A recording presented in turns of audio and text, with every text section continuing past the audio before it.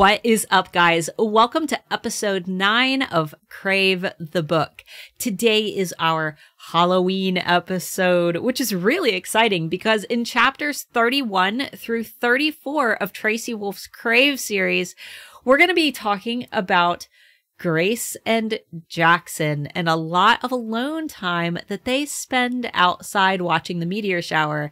And then, of course, if you've read this far into the series, you know that something really intense happens when they share their first kiss. So let's go ahead and get started. What's up, guys? Welcome to episode 9 of Crave the Book. Today, Amber and I are going to be discussing chapters 31 through 34 of Crave. And a lot went on during these chapters. In fact, these are some of, in my opinion, the most enjoyable chapters of the book because we still get a lot of that mystery and that mysteriousness before Grace knows all of the secrets of Katmere Academy.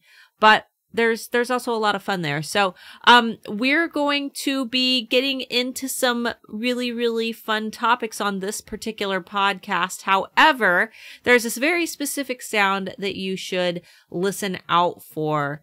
Amber, do you want to tell them what that sound is? The sound that we do every single week is our little boundary, our limit to be able to say, okay, guys, everything after this point is probably going to be a spoiler. So if you have not read Crave, Crush, or Covet, and you are trying to remain relatively spoiler-free, as much as you can do with social media, just make sure to listen out for the noise that will be a wolf howl, and it will tell you that everything afterwards will be a spoiler. So we don't want to ruin anybody's surprises for the rest of the books. Super duper fun, especially since it's our Halloween episode, and the last thing that we want to do is give you spooky secrets. No! Insert spooky random stock noise here. Whatever it may be. It's always going to be the scream from Roller Coaster Tycoon. Roller Coaster Tycoon had all the same screams.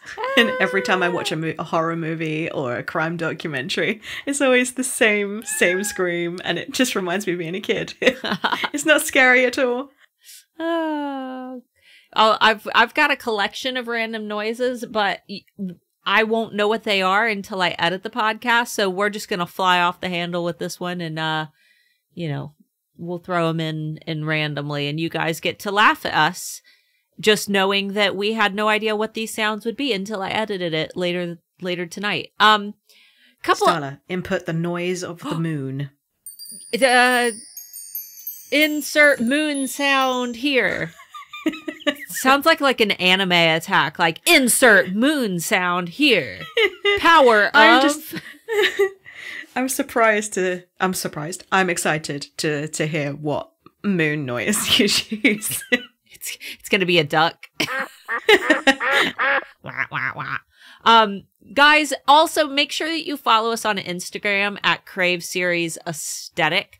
Last night, I added some really cool Crave themed watercolor wallpapers. Amber and I both make a lot of really cool phone wallpapers and lock screens for you guys, which you can find infinitely in the wallpaper story highlight on our profile. So you can grab those, you can save them, and make sure that if you use them, you tag us, post your lock screen to your story and tag us on Instagram so we can check it out.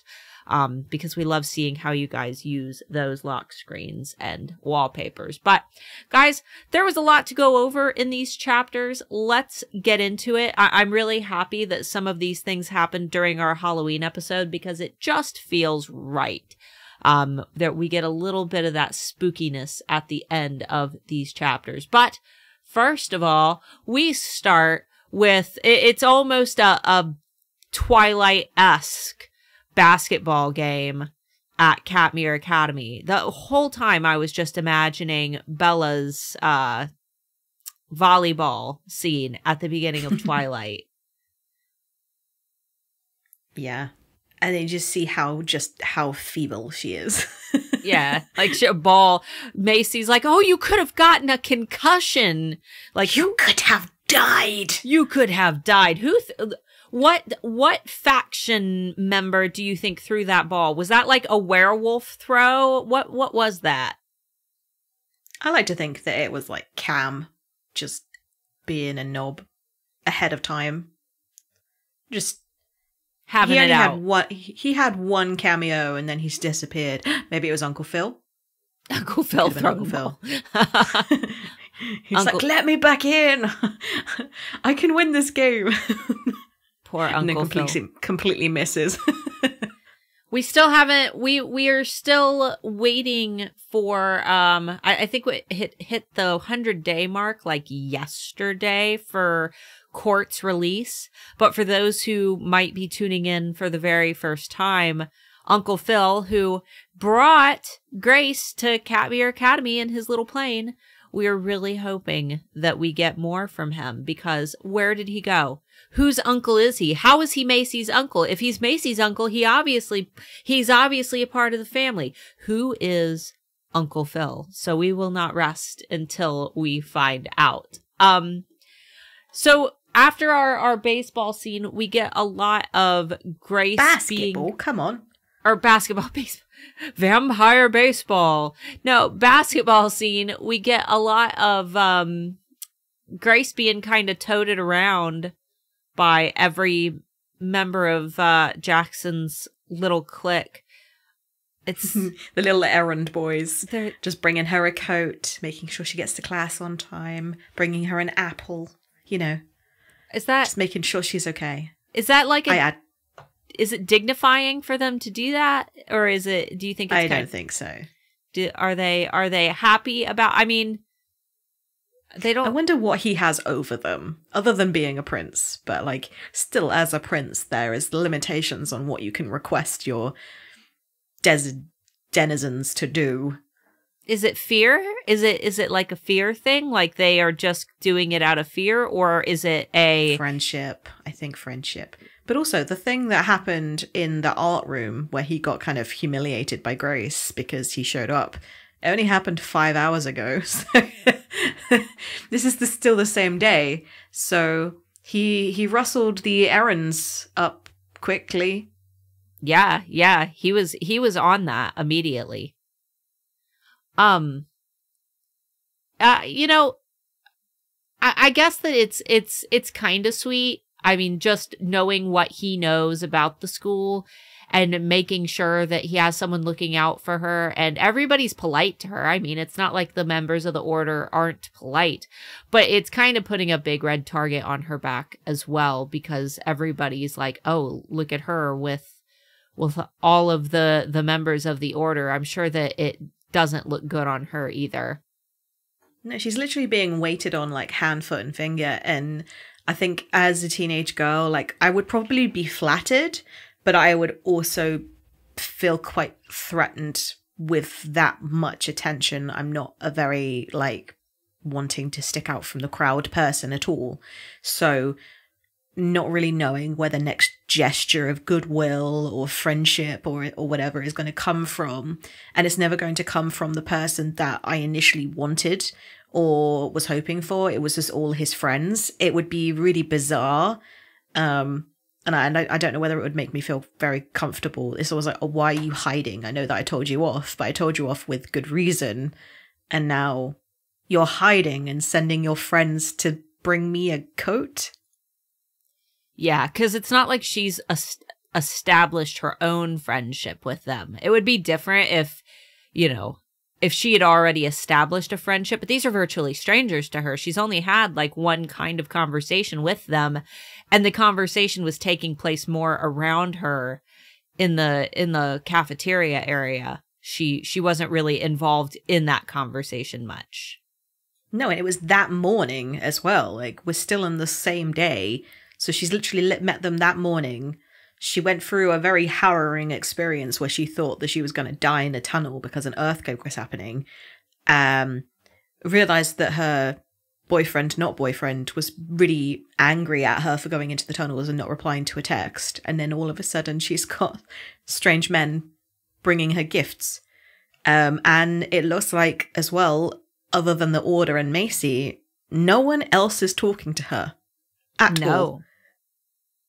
Yeah, the whole school seems kind of afraid.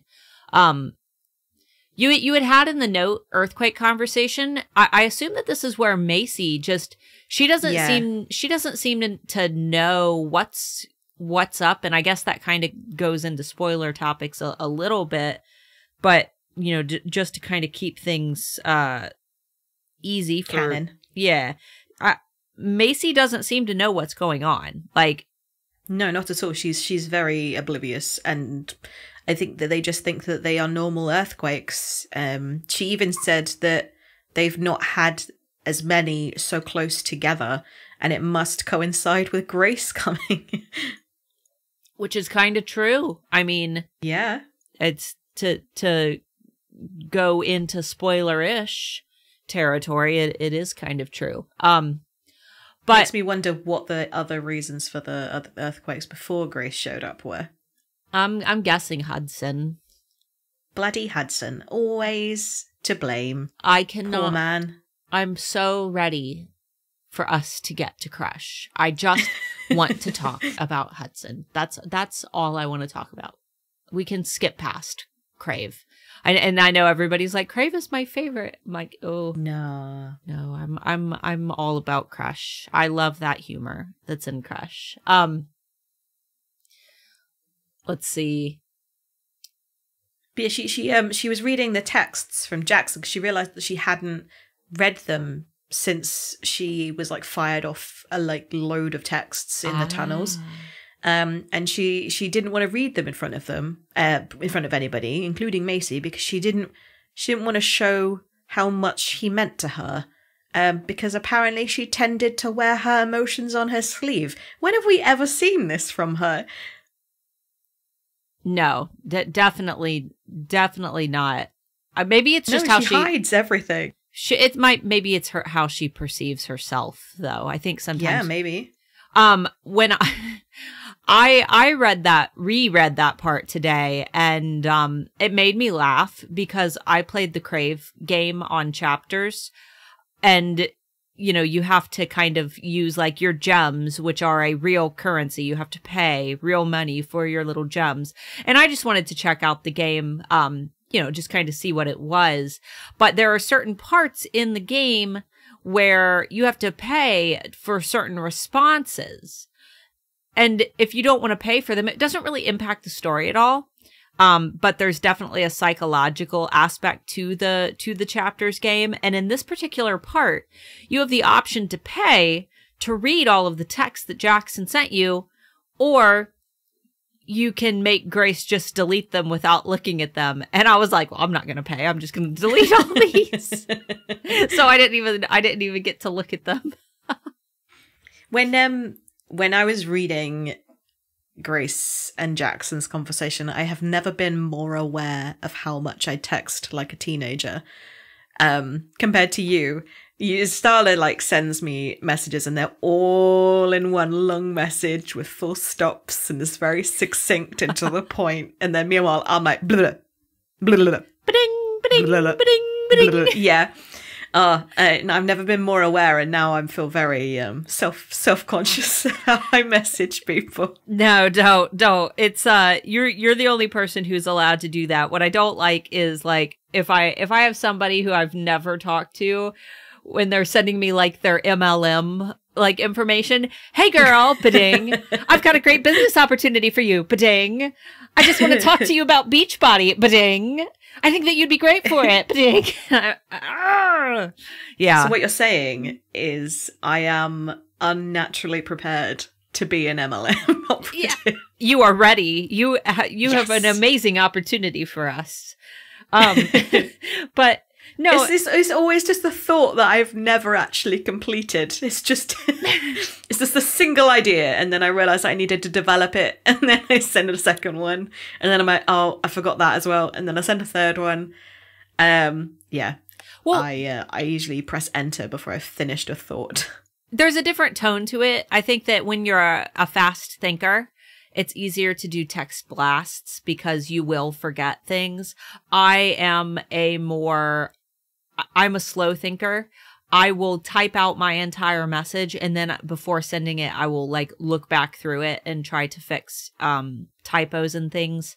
That way I don't have to spend more time later correcting what I have said. I don't think that there's a more efficient, neither way is more efficient. I just think that teenagers are also fast thinkers.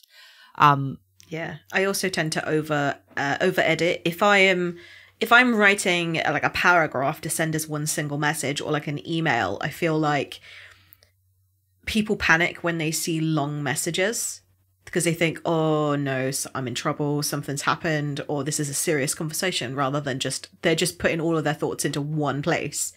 So whenever I saw a long message, I was like, ugh! So I decided never to send one. But if I'm sending one, I over edit and then I kind of second guess myself. And then through that thought process, I just press backspace for the entire thing and never send it. Because I'm like, no, I'm overthinking it. I feel like I'm spending way too long over this issue. So I'm just going to not send it. Delete. And I do exactly the same with comments. You don't panic when I send you long messages, do you? Because they're usually stupid. No. But I the full stops took a while to get used to, because full stops to me is a very abrupt, like, I don't have room in this conversation for you to reply. So I had to learn very quickly that was just your way of ending, whereas my punctuation are smiley faces. Yeah. I've always, I don't know. I think that because I've always like written, part of my job is writing.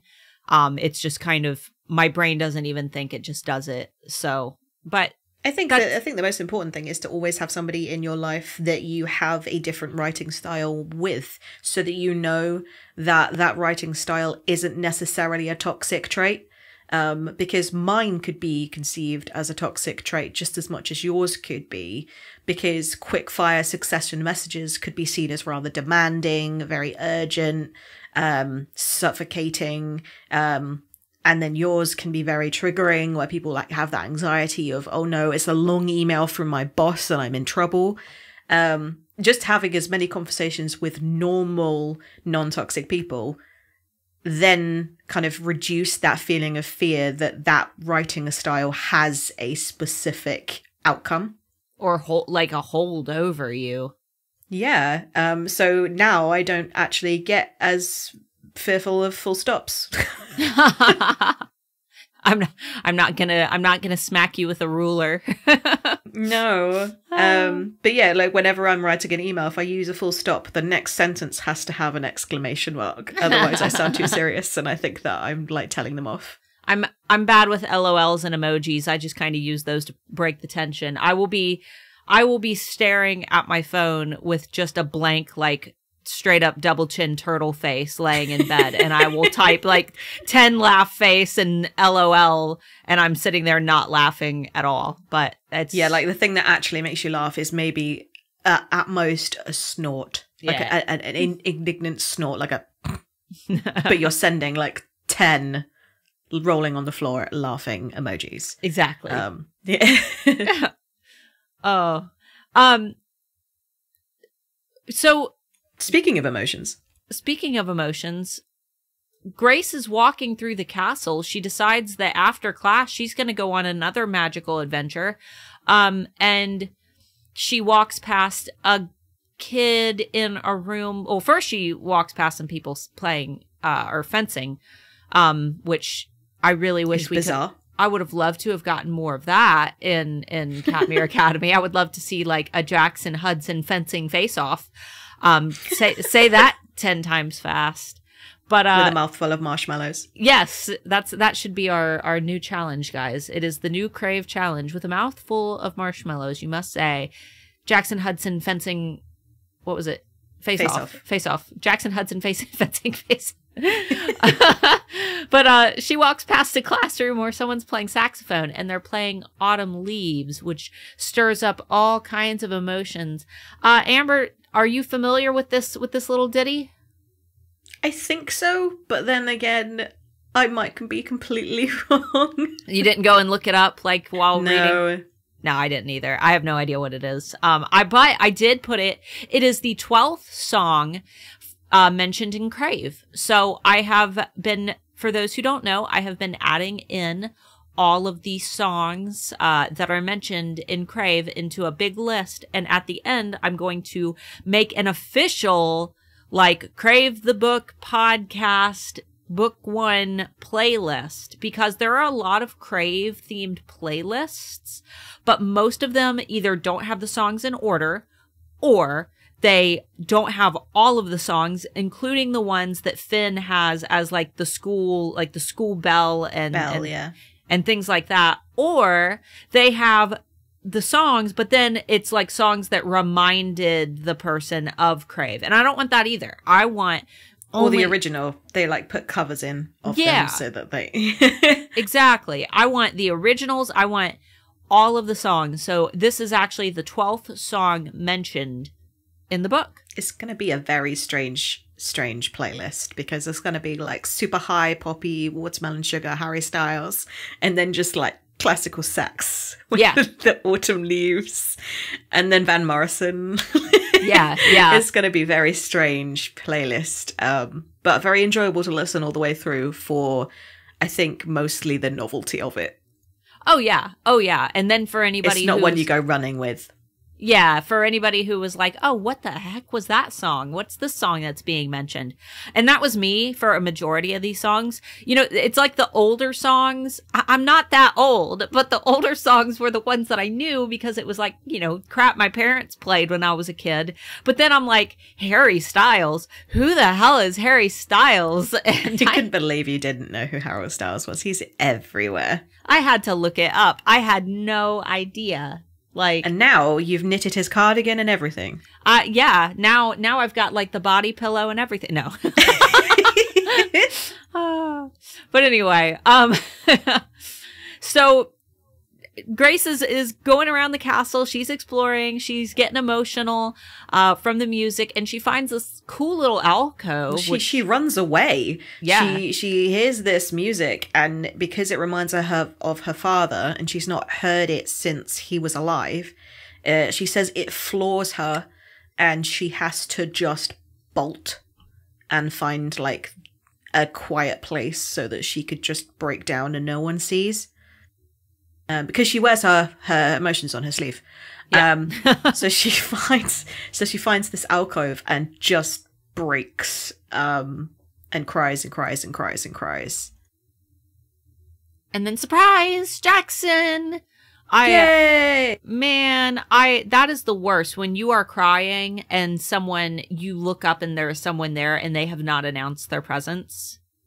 And you haven't just been like weeping, you have been sobbing uncontrollably, and I don't think it was for minutes, it was for hours, because she said that it had been long enough for the sun to go completely down. So she had been there for quite some time. So she must be red-faced, blotchy, puffy eyes, dehydrated, all those great looking attractive features in a female. Just in time for Jaxon to make an appearance and do nothing. He just stands there. How does it feel? That's such a creepy sentence. How does it feel? Yeah, I don't know. The thing is, I've known so many guys who have been like that, but it's like, I've never seen a guy who genuinely has like that much, you know, I don't know, self-awareness. It's more like I've been around guys who pretend to have that much self-awareness. Like, I think that some of our younger audience will probably connect with this if you're in school. I'm sure you all know that. But and Amber, please let me know if it's the same way across the pond. But there were always these boys that were just so brooding, but in a really cringy way. Like the boys insufferable. Yeah, like we had the ones who would like quote the Joker and like, I have a demon inside me that none of you understand. Like, no, you don't. You're just full of testosterone that you don't know where to put right now. And please don't put it anywhere near me. Yeah, find somewhere else for that. Yeah. Here's a flower pot. Come on. I think that everybody around that age, they have really found the like blooming emotions within themselves, whether they be good, bad, powerful. Like everybody wants to have that sense of, I am more powerful than anyone knows, and I want the world to know how powerful I am. The downside to that is that everybody feels that way. Everybody wants to express themselves. Everybody wants to stand out. Everybody is finding who they are.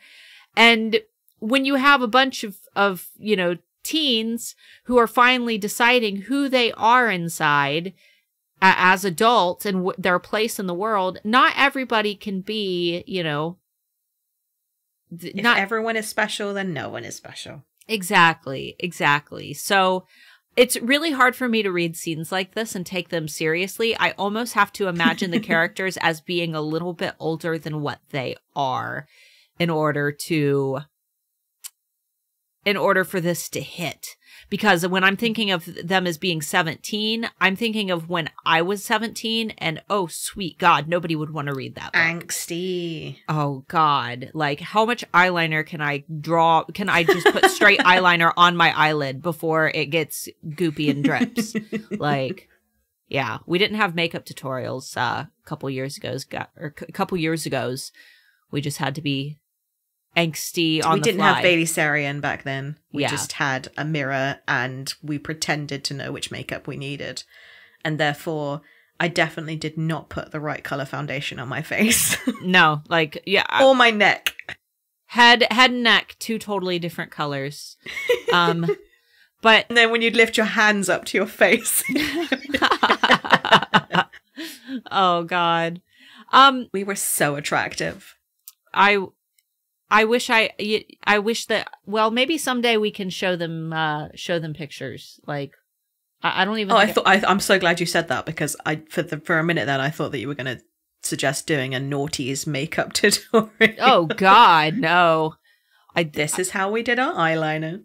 This is how we did our eyeshadow. Oh God, I thought about doing that. Like how we did makeup before YouTube. It was bad. I don't want to put it on my face. Our hair was the worst. Oh, it was dead. My hair was dead. I fried my hair. It's still pretty fried, but it was way worse then. So here's a question for you. A boy catches you crying. You're an emotional mess. He wants you to go into his room. Do you go? Oh, I would have stopped the conversation before then when he says, "How does it feel?" And I would say, "Wet," and walk away. Just have him standing there completely puzzled and not knowing exactly what you meant. Yeah. Yep. I also maybe I would walk in. I don't know. It depends on how he left it. Like the fact that he had walked in and then he did come and pop his head back out and was like, "Are you coming?" If he had just left me to make that decision myself, I probably would have just walked away for that satisfaction of knowing that maybe he's going to turn around and go, "Oh, she's not there." I'm very direct. I would be like popping my head in the door and being like, "Am I supposed to follow you? Am I supposed to come with you? Should I stay out here?"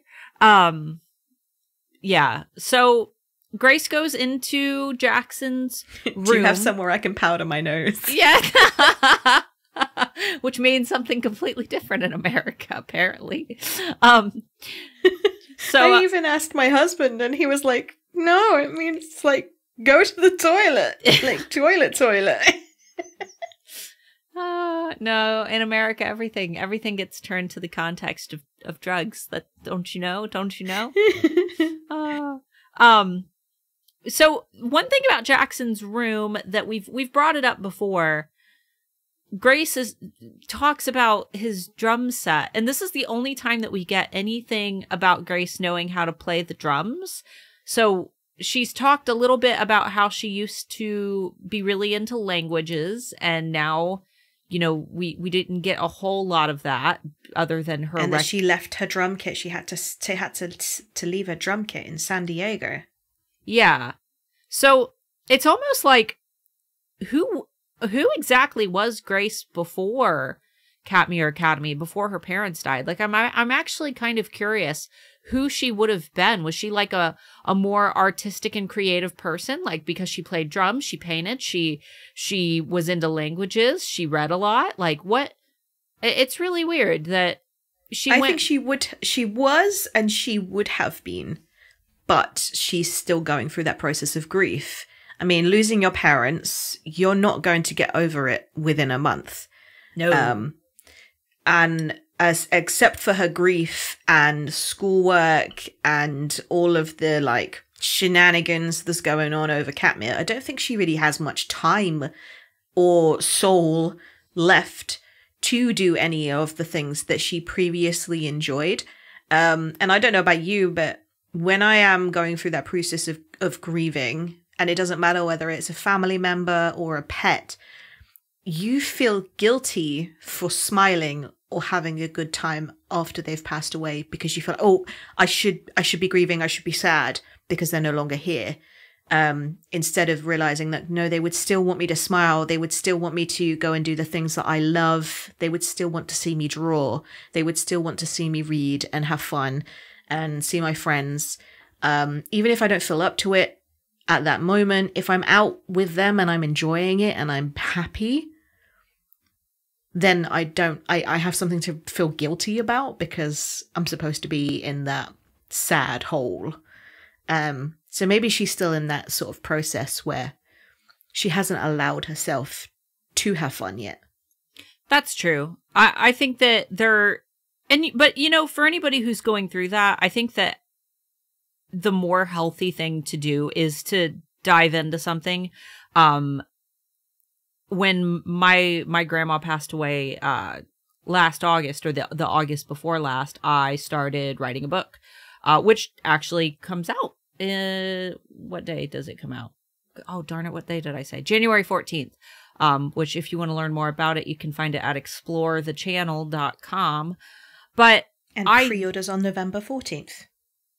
Hopefully. I think that November 14th will be the day. So you'll be able to get in on that and pre-order it to make sure that you get a copy. But there is a web store available now with merch. But anyway, yeah, so when my grandma passed away, what I didn't want was to live in a world where she did not exist. I wasn't like suicidal or anything. I mean, I have a husband and a daughter, who I have to think about as well.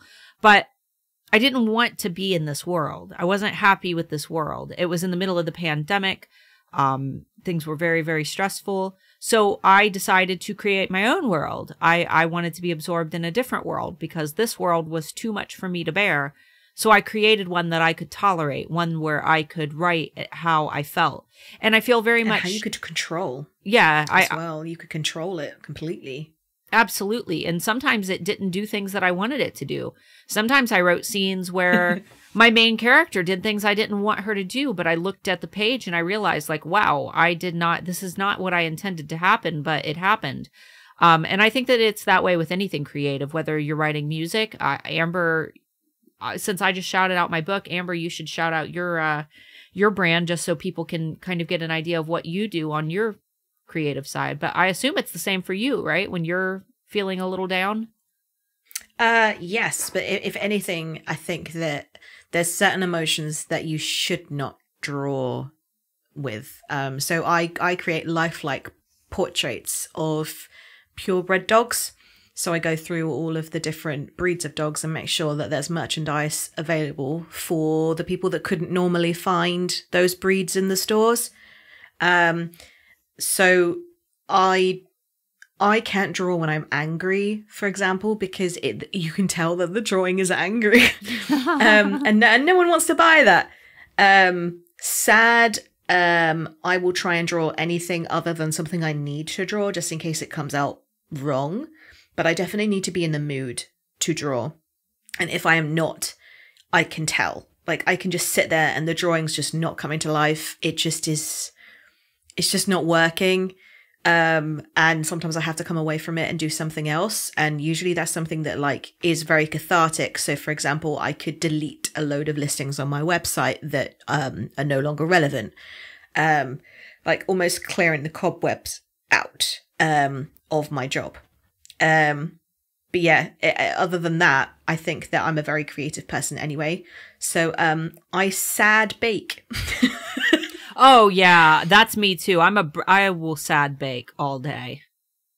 I'm particularly brownies. So if I'm particularly sad, I will bake a double chocolate fudge brownie, which my husband is very happy to receive. He's like, I know that you're sad, but can I lick the bowl? I never want to eat what I've baked if I sad bake. I sad bake and then I don't want to eat it. I just wanted to bake it. I put it into my mouth and you could tell that I'm just like, I really want this.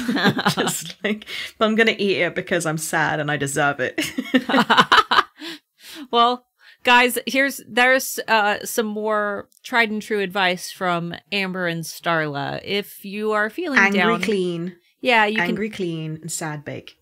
Angry, clean, sad bake. Find your creative outlet or whatever it may be that makes you feel better, so you can get through these things. Because a lot of the time, death and breakups, nothing's going to instantly take the pain away, but you can find things that help you to get through it just a little bit easier by distracting your brain a little bit. But yeah, and if your creative process is your job as well, sometimes it's better to actually step away and do something else creative. So for example, if you are like me, I went out with my camera and I took pictures of my dog just out in the woods. I mean, it was still relative to work. I could maybe one day draw those, or I could use them as social media posts or something like that. But I needed to get out of the house and I needed to do something different to what I normally do in my job. I mean, most places would give you bereavement leave. And I almost didn't allow myself that.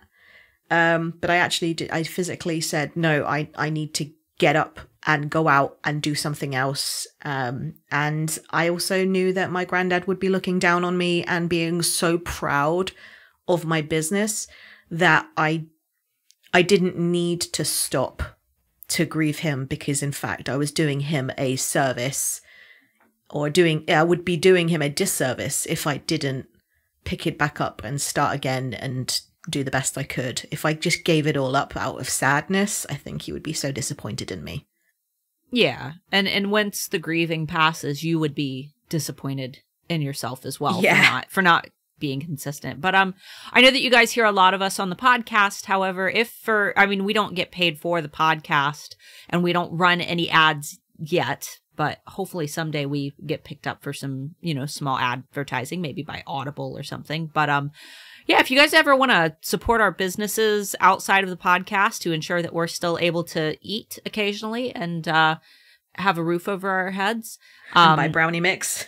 Yeah, buy brownie mix. I've got a book coming out in January called The Channel, and you can find that at explorethechannel.com. And then, Amber, do you want to plug your business super quick? Which you can shop from Amber now. Amber has... She has product available for the holidays. I do. I have blankets and cookie cutters and all sorts. So I have a website, which is ambermariestudio.com. My Instagram is at ambermariestudio.com. I have a Facebook page called at ambermariestudio. And I also have a VIP group. So if you would like to see a bit more of my personal side and see my dog Pixel a lot more, we are called the Amberholics Anonymous. You guys can, I'm sure that most of you have dogs, so check it out. Support us over the holidays. But speaking of sketches, which is what Amber does, the sketch, Amber.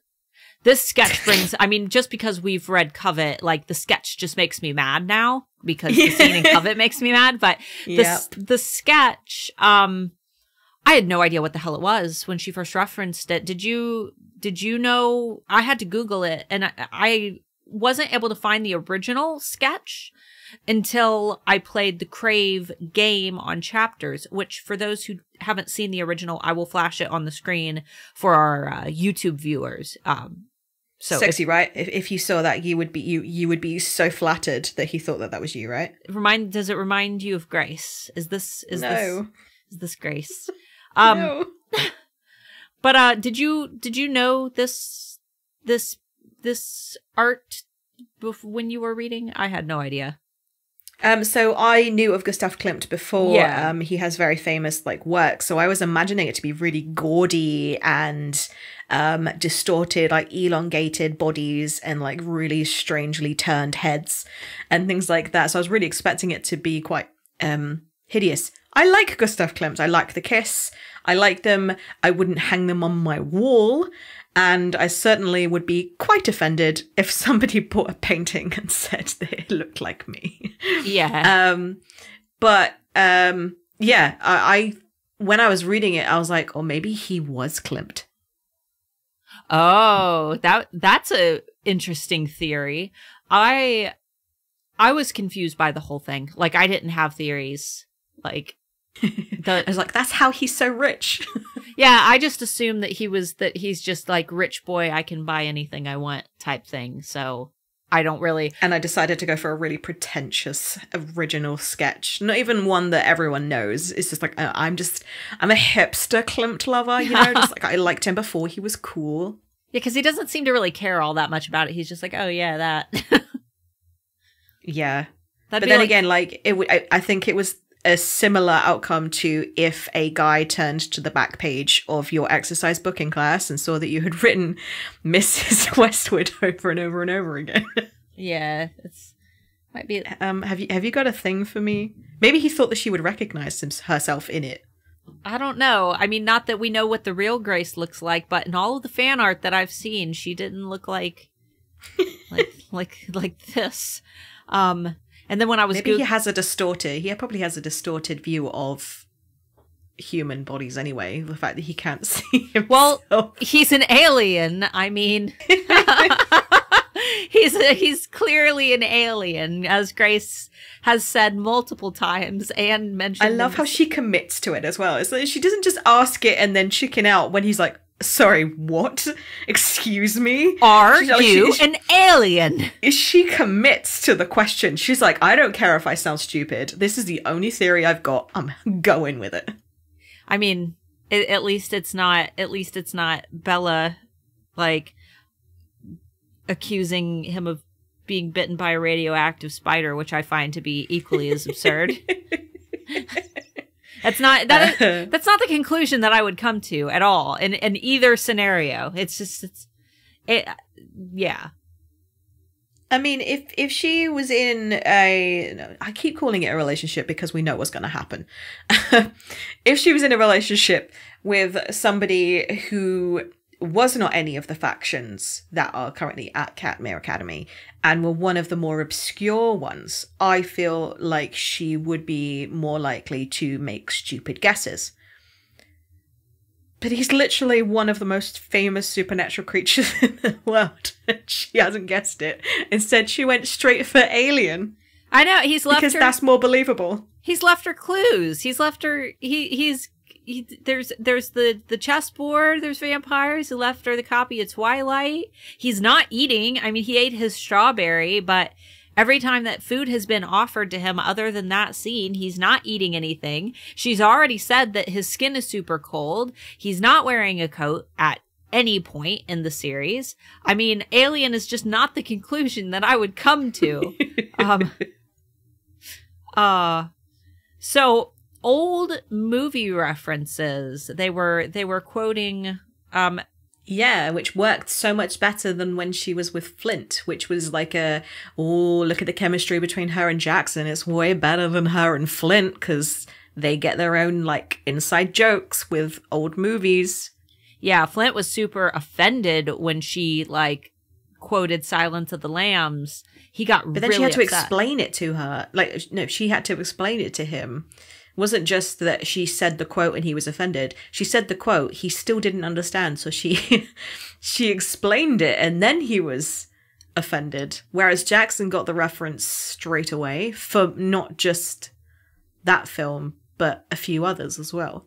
Yeah, which, you know, that continues on in their relationship where, you know, it's very lighthearted. Everything about them, they're able to joke. But, you know, there's not a lot of depth to their joking, I've noticed. Like, they joke a lot, but it's almost like, I don't know. There's no darkness, really, other than, like, the vampire. They don't actually touch on any really, like, meaningful topics. Yeah. I mean, they're silly back and forth, but they don't get into anything. I don't know. Every time they start getting into some territory that seems like it's going to be like major point of conversation, talking about Grace's past, things like that, there's some intense staring going on. And then, is he going to kiss me? Am I going to kiss him? Are we going to kiss? I don't know. And it never really goes deep into like confessional conversation where they're able to share their stories. Grace. Jaxon. Yeah. Which, you know what? You sounded exactly like the audiobook narrator, just a Grace. I'm just channeling my inner Batman, because we all know that Robert Pattinson is now the new Batman. Yes. So I'm very excited for that. Batman. If you guys hear meowing in the background, it's because my cat is forcing himself onto my lap, and I don't want him, so I keep trying to push him down. And then he's screaming. Down, Bubbas, down. He's screaming at me because I won't let him on my lap. I record in a sound booth, and I don't want him to knock the whole sound booth over. Anyway, so Grace does ask Jaxon who that sketch who it reminded him of, because he had said that he bought it because it reminded him of someone, and he just immediately answered, "You. I just didn't know it yet." Like, you. I didn't know it yet. You. So angsty. I've been watching You on Netflix, and oh God, I'm loving it. But now have you never watched it before? No, I just started it. It's great. I love it. I'm like almost done with season 2. It takes the mick out of all stalker tropes. Oh God, I love it so much. But yeah, it's this whole. I think the first time I read it, it was like really romantic. But the second time read through, I just go, ugh. Yeah, I don't know. It was a really good line. It was a good line. It was a well-executed line. Like, whoa, what a line. Kind of like Pop-Tarts aren't what I'm hungry for. Yeah. I think that it causes me to ask questions that I wish Grace would have asked. Like, what do you mean? Like, I wouldn't have been like, oh, that's so sweet. I would have been like, what do you mean? Did you dream of me? Yeah, you didn't know me. How could you have... You didn't know who I was. We hadn't met until... Slightly creepy. Yeah, like, I don't know. But they definitely wouldn't have followed it up with what I followed it up with. We didn't even... you didn't even note them going out and watching the meteor shower, which was sweet. Big... Yeah, sweet. Sweet is the operative word, I think. Sweet. It was sweet. It was sweet, but it was very... like friends friendly. They weren't like touching. They were just kind of standing a little ways apart, watching quietly for like an hour of no talking, which I that's sweet. That's very sweet. I don't feel like there was a lot of spark there where they're going to go inside and immediately start like grasping each other and making out. Unless it was just all romantic tension the whole time. But I read it like Grace wasn't really paying a whole lot of attention to Jaxon in that moment. She was just kind of watching and admiring the spectacle in front of her. Yeah, but then there was the whole scene with the drawing where she was like So who does it remind you of? And as a 17-year-old, somebody going, I just didn't know it yet. You'd be like, swoon. Swoon. Yeah. But me as a 28-year-old, I'm like, oh. Yeah. Is that the best you could come up with? But I have questions. I was going to say, I mean, knowing spoiler topics, but knowing the future, it makes more sense. Definitely some foreshadowing in that line, in later on in Crush. But so they kiss, and then the ground starts quaking and shaking. And then literally and figuratively.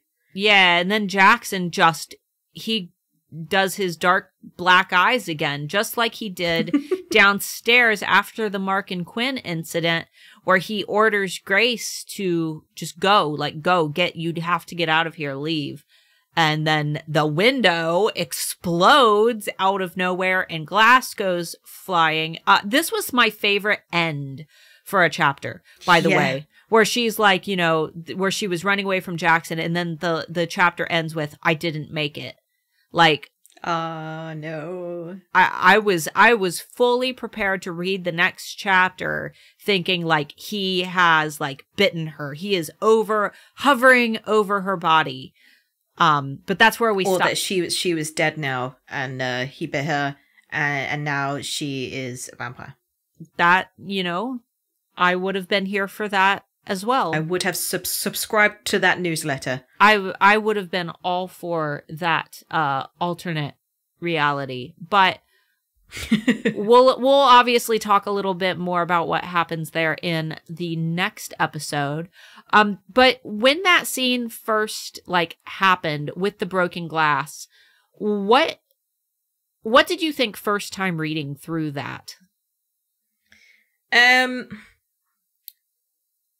I didn't really know what to make of it, because he was really into the kiss, and even when she was saying earthquake, he was still in the kiss. And let's just take a second to congratulate Tracy on taking adult fiction and kind of shoehorning it into vampire romance, because I was there for it.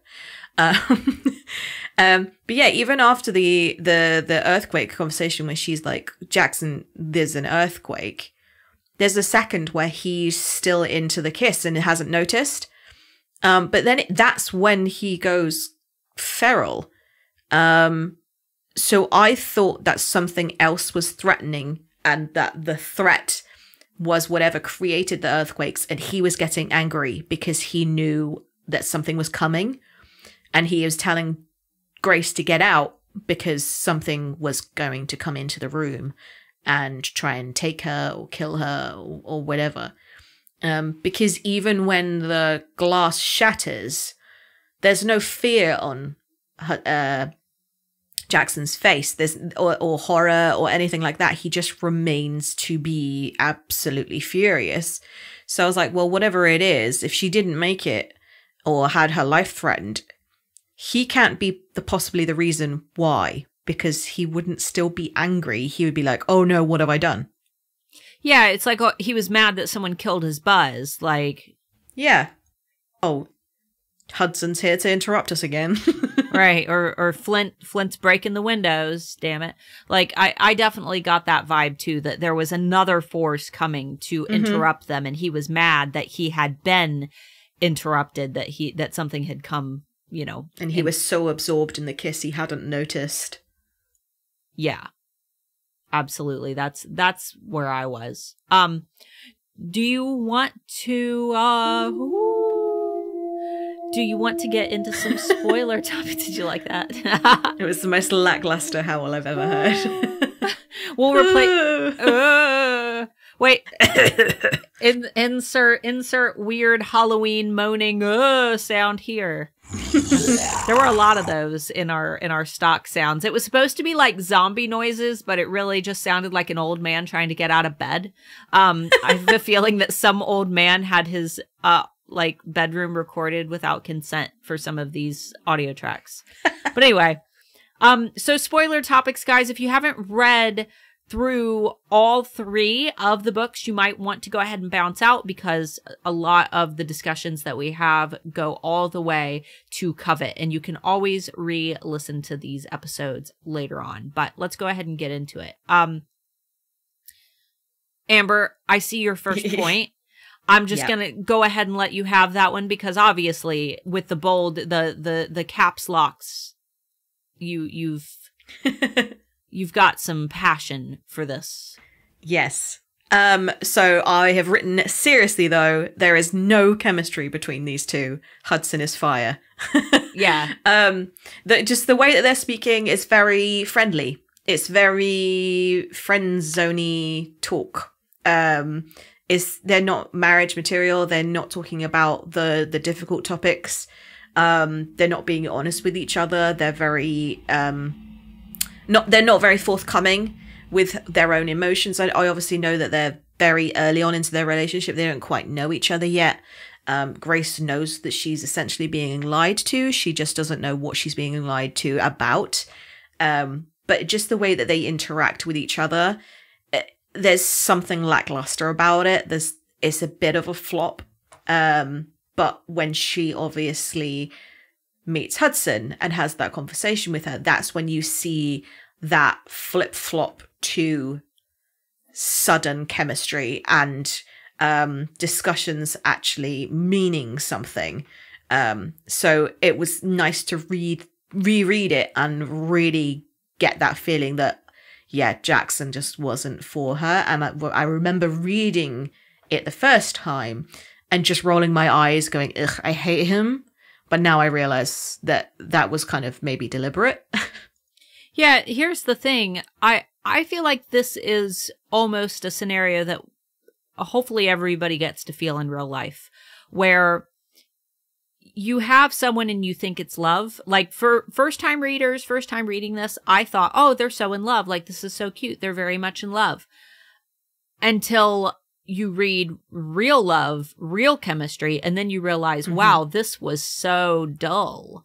Now rereading it, it feels very dull. Like, it's still exciting. It's exciting when a boy is broody. It's exciting when there's that like darkness and that mystery, but you can't survive on that alone forever. There has to be comfort later on. Otherwise, you spend your entire relationship uptight and uncomfortable and not knowing what the other person is thinking. And that stops being cute after, like, I don't know, a couple months. If that, you have to have that honesty and full transparency and the ability to communicate, which Grace and Hudson have. They talk about everything together. They literally talk about everything. Well, they're in each other's heads. Yeah, and Grace talks to Hudson, where, you know, with Jaxon, she doesn't really voice a lot of what she's thinking. She keeps a lot of it to herself. Hudson really helps her break out of her shell. Hudson ignites her. I just like he makes her into the best she can be because he fuels her fire, whereas Jaxon is very much a hand-holdy person, or like a sit down and let me take care of it, which might have been Grace while she was grieving, but it might not have been Grace before he met her. And yeah, I just Hudson makes you feel all of those feelings because everyone deserves someone to be like that for them. And it doesn't necessarily have to be a partner. It can be a best friend. It can even be a parent. But the fact that he is her lover as well makes it all more consuming, but in a good way, because he's not just looking after her, he's igniting her. Yeah, and I love that you had pointed out that she constantly talks about never being enough for Jaxon. Like, I'll never, like, being out, not even in his league, not cool enough to even be in his room. And she never sees herself as, like, an equal to Jaxon in terms of, like, their relationship. Now, later on in Crush, when she's, you know, trying to learn how to really harness her magic and learn how to fly, she does get upset at Jaxon for not believing in her, but she still isn't 100% confident in them. She doesn't see them as equals. She still puts him on a bit of a pedestal.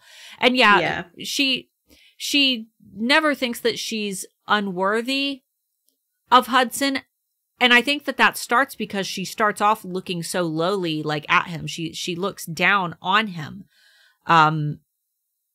Which, you know, I think that we've all had a situation like that. It's probably not anyone's proudest moment, but there's been someone who you kind of thought badly about until you met them, and then you realize, wow, what a fool am I for, you know, listening to hearsay and actually not taking the fact that this person is a real person. They probably are a lot more than their book cover.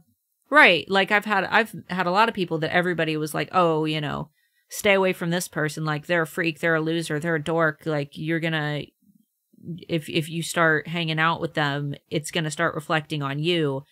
And then, you know, you meet the person and you're like, wow, this is a genuine person. And likewise, you've had a few Leahs in your life as well. Yes, the ones that you think are a genuine person and they turn out to be a evil,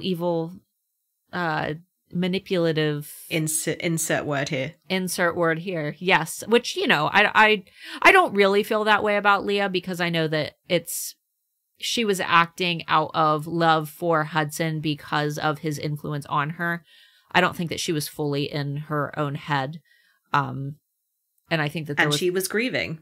Yeah, and she was grieving. So I can understand it. Not that it justifies it, but I can also understand why she behaved the way that she did. Yeah, I don't think Grace ever has that conversation with herself or any of those thoughts that what Hudson is offering, where he's saying, like, I am your mate, or anything, like, from the moment in Crush where she discovers that he's her mate, all the way through Covet. She never has that idea in her head that she doesn't deserve him. And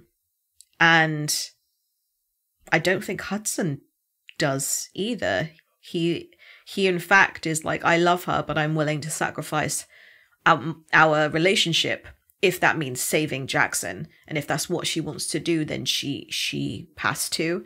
But he never's like, I don't deserve her, so I'm going to do some self-sacrificing behavior and some self-depreciating thoughts to make myself feel lower than I am, because I never feel like I'm worthy of this relationship. Like, neither of them have that toxic idea in their heads, which is nice to read. Yeah, it's not like the Jacob and Bella in Eclipse, like the Bella having to kiss Jacob to keep him from going and getting himself killed in a fight. There's that type of, I mean, yes, there is a lot of toxicity, but it's intentional toxicity within Crave that we as the reader are supposed to be able to identify. I think it's Tracy sending us a message as to this, you know, this seems sexy, but it's not acceptable. Yeah. It's very insightful, and I think that there are a lot of really good lessons hidden within the books. Whereas, you know, Twilight is though I love that trash, it is trash. And it is my trash, but it is trash, and it does not. The thing about Twilight is I love it so much, but I will not allow my daughter to read it until she is much, much older, and I will likely allow her to read Crave whenever she feels that she would like to, because I feel that it is a much better series for a young adult to read, or for a teenager, a child to read. But you looks like you have one more on the list. It's a direct quote, which just made me giggle, and it was, I can no more deny him then I can jump off this tower and fly under my own power. Which is great foreshadowing, because she absolutely is able to. She just doesn't know it yet. Yeah. I mean, I wonder what would happen. Would instinct kick in that moment if she were to be because I mean, obviously it kicks in when Hudson is swinging that sword at Jaxon. She's able to transform. If she were to fall off of the tower, could she in that moment transform? Like a little baby pigeon, just throwing itself off of a castle and just going, oh, I have wings. No, I think that Jaxon would have saved her before she'd even had the chance to see and everything would be solved, because then she would know that there are no aliens at Katmere Academy.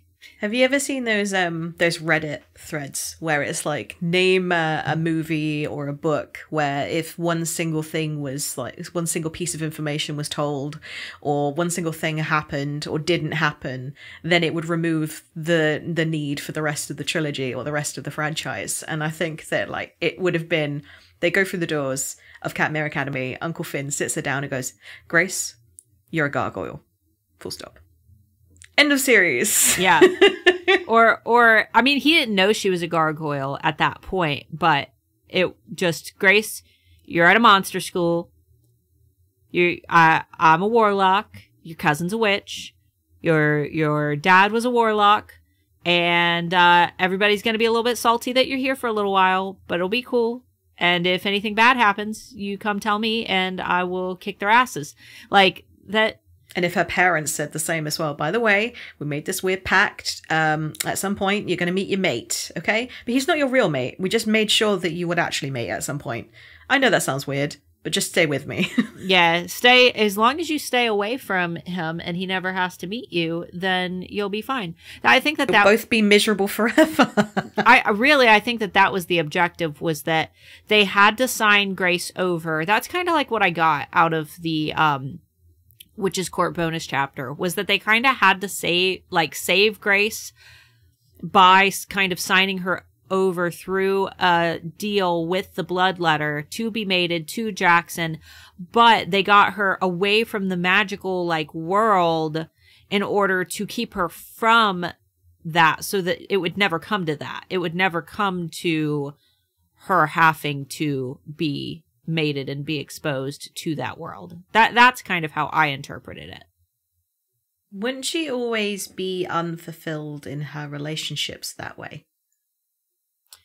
Like imagine being you now, and you have your daughter Taylor, and you have signed a thing to say that she can never fall in love. And that's not a rule that you have set, but that is just a genuine, you have removed the possibility of her ever falling in love with anybody ever in the way that she's supposed to.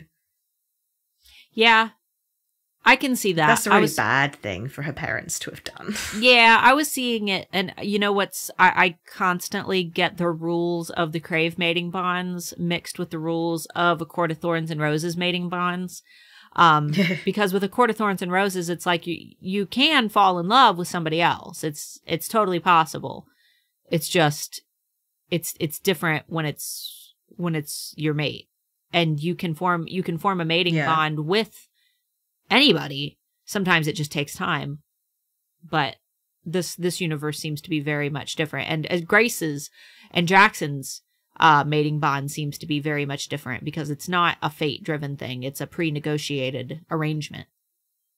Yeah, and it says that Jaxon will just constantly be looking for his mate and never find it unless she turns up at Katmere, which is horrific. Yeah, I wonder if Finn knew that.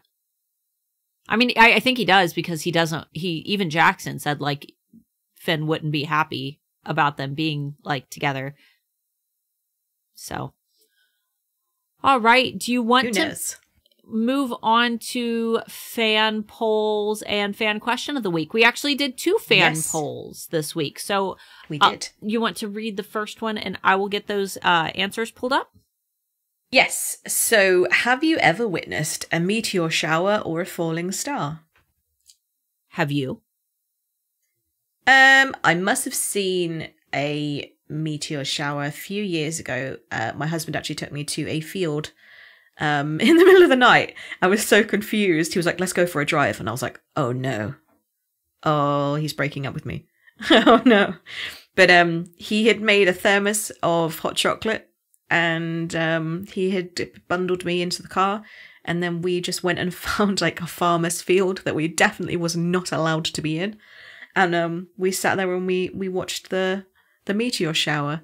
It was very lackluster. It wasn't as good as it would be in Alaska.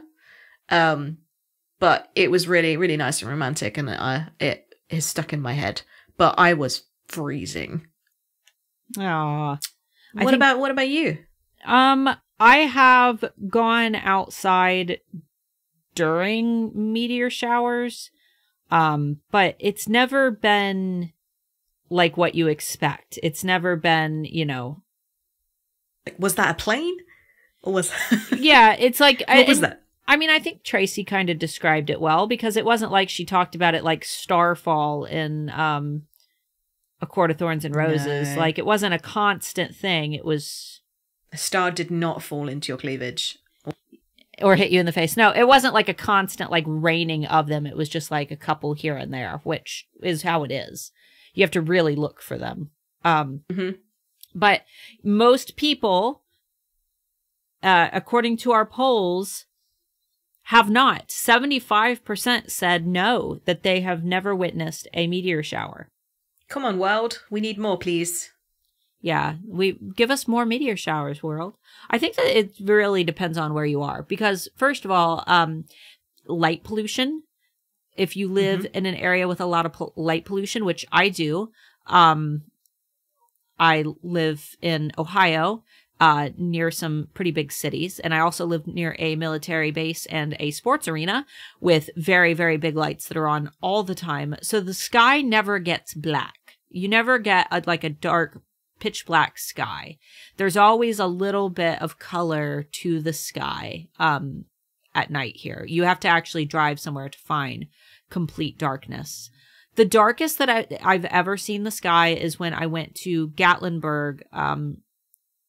My husband and I stayed out in the mountains, and it was as dark as it could possibly be. It was just pitch black. And then I saw more stars than I think I've ever seen before. See, because we live in quite a rural countryside town. I mean, we could drive in 10 minutes in any direction, and we can be in a place with no street lights, no light pollution or anything. But clouds. Ugh. Bloody England and its weather. Just clouds all the time. Like, there's always like a lunar eclipse, or like the like blood moon, or any of those really cool space oddities that are really cool to watch, and you're just like, I can't see it, there's clouds on the way. But another thing is timing as well, that if you don't know ahead of time that there's gonna be one, I'm most likely asleep. Yeah, and I always miss it. I never... Or forget. I see it the next day. I'll see, like, everybody post about it, and I was like, oh, that was last night. Yeah, and some, like, really good local photographer has got a picture of it, and you're like, well, that's better than staying up for the real thing in the cold anyway. So, like, whenever there's a lightning strike or anything, like a big, like, thunderstorm where we are, like, I always miss it, and I love thunderstorms. But seeing the photographs after of people like sending up like their drones and things because they're crazy people, that's always really good to see, rather than just like trying to stay awake to watch it and then miss it. What about earthquakes? You're not on any fault lines, are you? Not by any stretch. Nothing remotely like an earthquake has ever, like, no. I don't think I've ever been anywhere, because I've traveled around a lot, because I did languages for university. So I lived a little bit in France. I lived a little bit in Spain. I even lived a little bit in Italy. I've been to Germany, but none of those places are on a fault line either. Yeah, occasionally Ohio will hear about, there was an earthquake today, but I've never felt one. It's something that is so minuscule that you don't even feel it. And then I lived in California for 6 years, which everybody talks about the earthquakes in California, and everybody jokes that California is going to break off and float away. But even living there were lots of earthquakes. I didn't feel any of them. I've never actually felt an earthquake. And maybe you just have really strong legs and you just don't even notice the wobbles. It's my thunder thighs are able to. Yes, you never miss leg day. Yeah, I'm holding the whole ground still with my thunder thighs. I am the reason that you don't feel earthquakes. It is me. You can send a cash donation my way. I think that we would fill them in our boobs though. Like 100%. If we were sat down and there was an earthquake, we would be like, oh, okay then. Yeah. You know what? Insert earthquake sound here. I don't know if we even have. Have you ever been on a wobble board? Oh no, but I've That's what I'm imagining it's like for you. I've laughed at people. I've laughed at people on them, but no, I have not. They're really horrible to be. I hated the minute that I was on there. It was awful. I didn't know whether I hated it or loved it. You know, when you sit on the back seat of a bus and you're like, am I enjoying this? I don't know. I feel too vibrated. I feel out of control. Why do my lips itch? Yeah, it's just a really sick, like, I really hope no one's watching. Like, my whole body's just going brrrr. Yeah. We, you know, our audience is actually almost right down the middle. It was 48% of our audience has experienced an earthquake and 52% has not. So I think that it all just depends on where you live. Yeah. It's like tornadoes. We don't have those. What we have like is like water spouts, you know, when you see like the tiny little spirals appearing from the cloud. But Yeah. That's as far as it goes. Hurricanes, again, we do have hurricanes, but they're not nearly as severe as, especially the West Coast and the East Coast. We know that you're right off the Atlantic, so you're going to get them. But being an island, normally things that would get to us have dissipated by the time they reach our coasts. Forest fires, we don't have those really. And if it is, it's pretty much a bonfire where it's like so small that it doesn't catch anything, and everything is so wet that it can't catch. Like, even our animals are rubbish. I sent you a picture of a hedgehog the other day. Yeah, a baby hedgehog was just roaming around in my front garden. And I was like, oh, this is cute. But you were like, I would take any of our animals and swap it for a baby hedgehog right now. Oh, man, I just saw someone giving 3 hedgehogs away, like pet hedgehogs. And the pygmy ones? Yeah, I begged Mark. I was like, oh, please, can we get hedgehogs? He's like, no, our animals will eat them. Yeah. Oh, I've been through, so forest fires, definitely been through that, though they were just so close that we almost had to evacuate. And the sky just smells like beef jerky, like opening a fresh bag of beef jerky. Well, why? Because of all the smoky. Yeah, that's what it smells. Not like literal, like you found burnt cow. No, there definitely are burnt cows, but yeah. But our military base did controlled burns where they would burn all the fields around the base and char them black because fire is not going to spread. I mean, you know, the whole lay down in the fire story. Fire is not going to spread if there's nothing to feed it. So if you burn the area around, you know, homes, the fire will stop and you basically create a moat around the homes. If you burn the area. A moat sounds much more appealing. Oh, yeah, it would be. But fire can travel over rivers. So it actually. Can it? Yes. Yes. But Pokemon. But Pokemon. No, fire, the wind can sweep it over. And California was so dry that it one little ember floating would catch the other side on fire. So we've done that. And then 2 years ago, we had a tornado rip through our town. And Amber, when you come here, you'll see that there's still a little bit of damage even 2 years later. But nothing you'll have to worry about. Amber's going to be coming from the UK to Ohio next month. And there is no bad weather in November other than rain. That's a very summertime, springtime thing. I'm most excited about the raccoons. Okay. You're going to see a lot of them dead on the side of the road. You probably won't see any live ones. I want to see a live one. I want to see a little trash panda. We don't have them. There's so many of them dead. They're everywhere dead. You'll see 10 of them dead on the side of the road, but you might not see any live ones. Okay, so I really liked our question of the week. Our question to you guys. This is where we ask you a more thoughtful question. We want you to really give us like an in-depth answer. So this week, we asked, what was your first kiss like? Amber, there's some really good responses here. Before we get into them, do you want to briefly share like your first kiss? if you remember? So my first kiss was in a hedge. How romantic. Yeah, I know. I was dating the high school stud. He wasn't the high school. He was like the what do you call like age 9? That's high school. Freshman. Is it? Yeah, freshmen. Age 9. Oh, age 9. I thought you meant age like 9. grade 9. No, age 9. I was a young starter. That'd still be elementary school.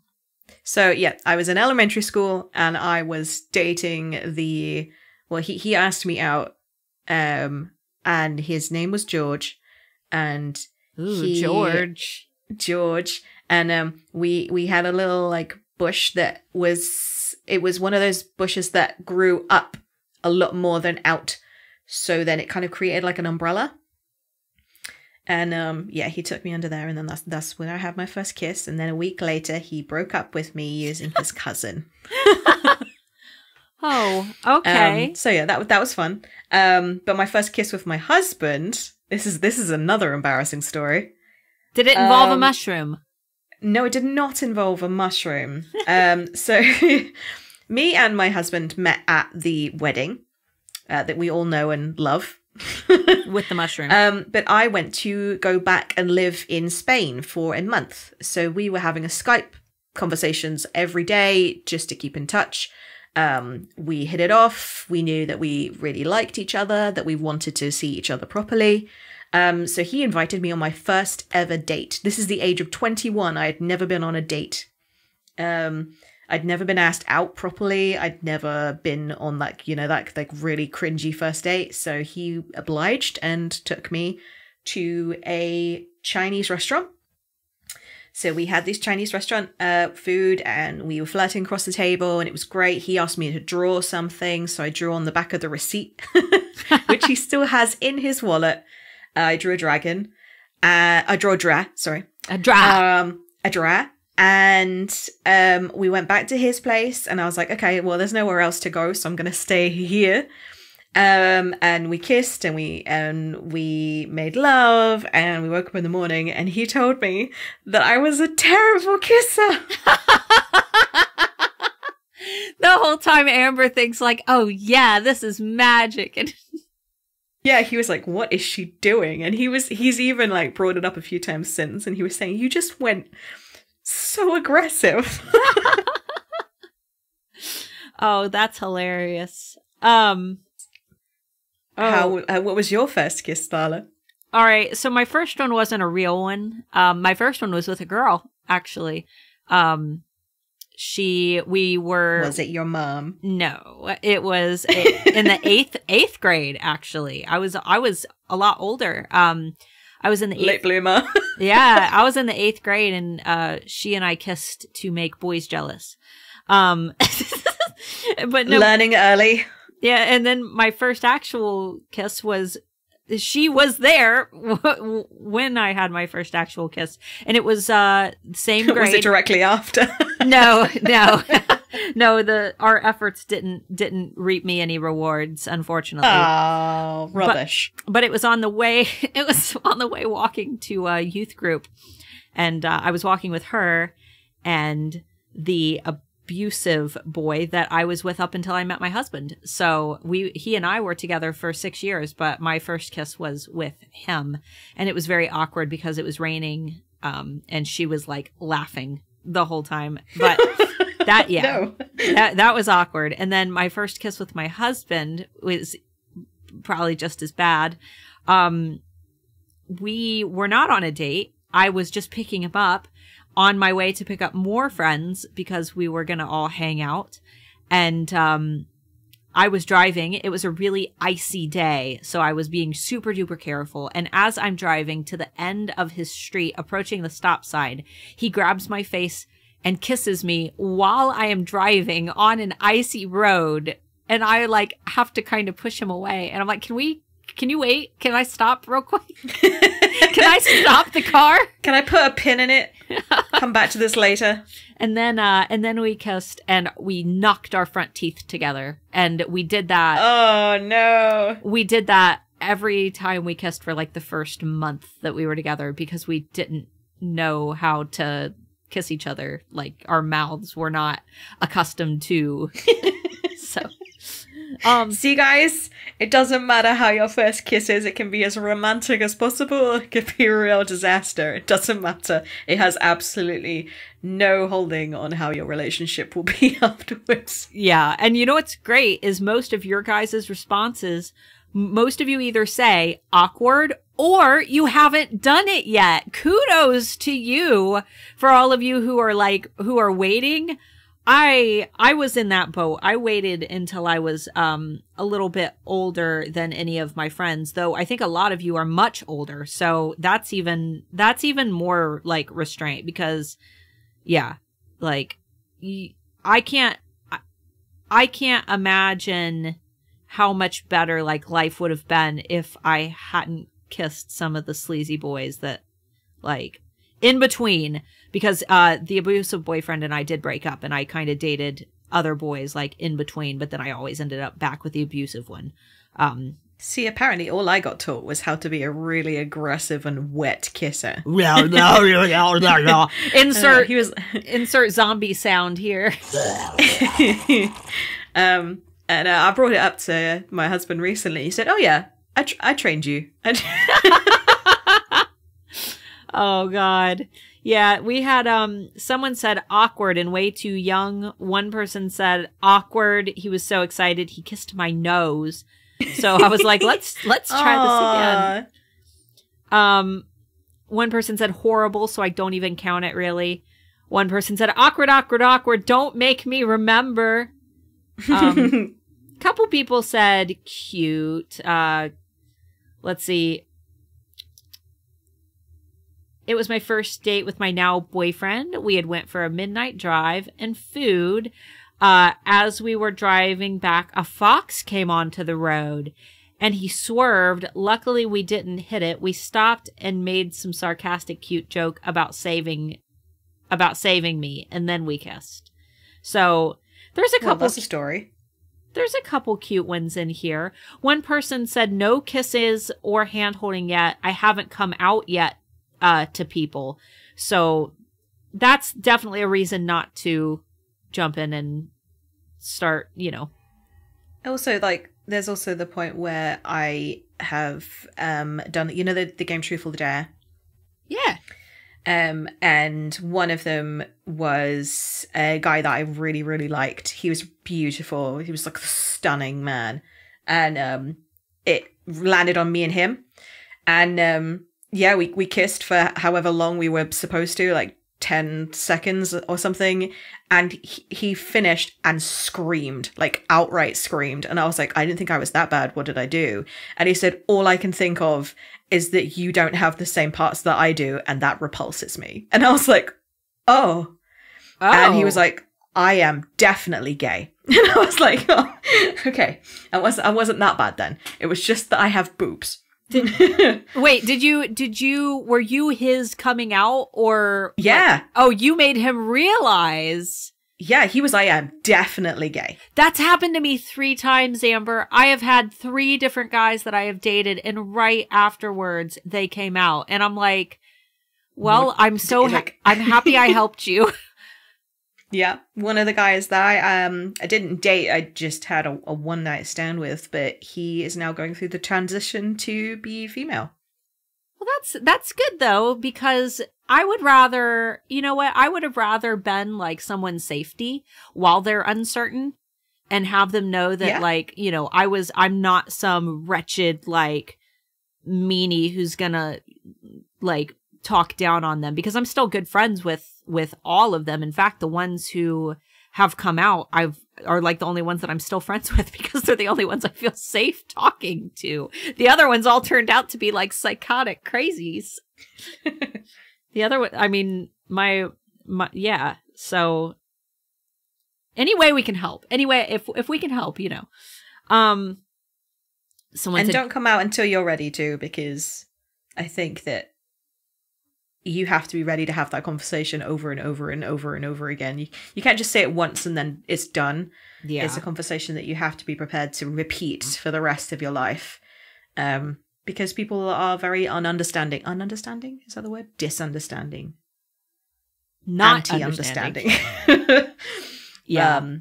And it's just like, if you're ready and confident enough to just keep saying it, then you know that you're ready to come out.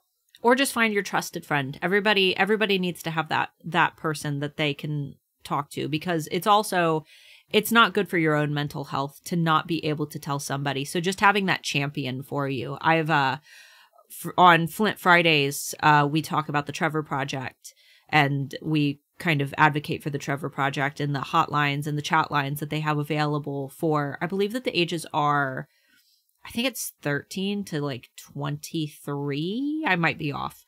But if you are in that age group, the Trevor Project is a way that you can, receive help and talk. But it's always good to have a champion. And that's one of the things on Fridays. We have every few Fridays, I do a segment of how to help a friend who is coming out. And one of the notes on there is just offering to be that champion, offering to be the person that they can literally tell anything to, and you will be able to, listen to them without giving input to. I think that another be their cheerleader.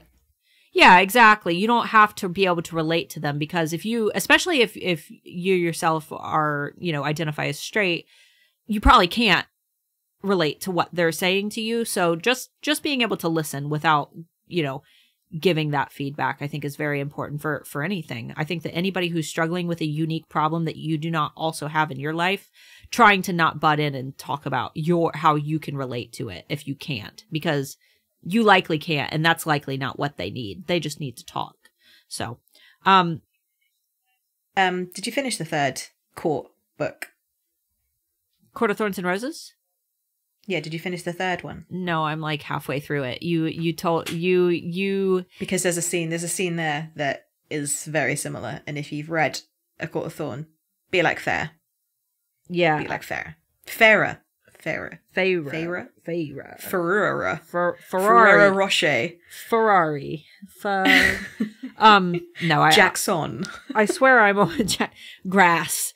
I swear I'm almost done with it. I just I have been caught up, but I will probably finish it this week. I got caught up in watching You, which is a way worse I thought you meant me, and I was like, wait, I'm watching You. Yeah, we had a lot of people say that they haven't had their first kiss yet, but for all of you who haven't yet, don't rush into it, because more times than not in our responses that we received, most people say that it was awkward, it was cringy, and they wish they could take it back and give it to somebody else. So, just make sure that you're happy with it, and that you're not... Some people aren't into kissing either. Some people just don't like kissing. Kissing is a very intimate gesture, and sometimes it's not for people, but it can be awkward and it can be romantic. And there will be also those flip-flopped between you and your partner, even if it's serious as well, for the rest of your relationship. There will be moments where you kiss each other and it will be like, oh, we kind of angled that wrong. Or, oh, your breath stinks. Like, oh, we've knocked teeth again. Yeah. It will never be perfect all the time, but when it's perfect, it's very perfect. So, guys, have a fantastic Halloween. This was our Halloween episode. I was hoping that we could throw in some spooky things, but I couldn't think of anything. So the spookiness you get is mine and Amber's terrifying, horrifying first kiss stories. But we can do something spooky for Wingo Wednesday. Yeah, it could be fun. Let's do that. All right, guys. Thanks so much for hanging out. Next week episode is going to be really fun. I'm sure, Amber, you know what's happening next week. Grace will be in the hospital, realizing that she has some mysterious bite marks on her neck. So I am excited to get into those chapters. And we might even get into the reveal of Macy explaining to Grace what the heck is really going on at Katmere. A little too late. Yeah, just a little bit. She's already been done bodily harm. So, guys, Thanks for hanging out, and we will see you next week. Bye.